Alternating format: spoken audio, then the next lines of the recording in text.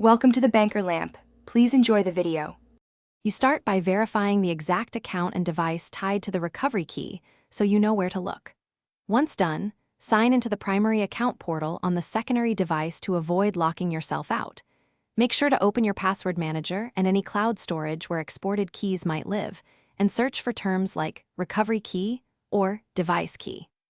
Acting now prevents delays later and gives you access to the tools needed for retrieval. You then dive into the middle steps. Examine built-in key stores such as the OS keychain, BitLocker recovery list, or file vault keys depending on platform. Next, search email archives and exported CSVs from password managers for saved keys or one-time codes.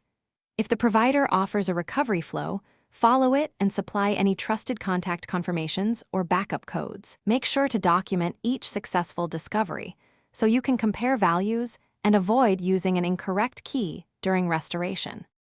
You finish by applying the recovery key precisely. Copy-paste is safer than typing to prevent character errors. Then complete the restore or unlock process. If the key is rejected, make sure you tried other backups and confirm the key matches the device and date/version. Mismatched keys commonly fail.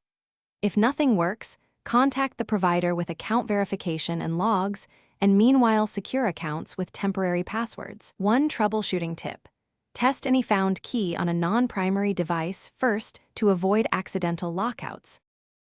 Thanks for watching. If this was helpful, leave a like and consider subscribing. See you next time.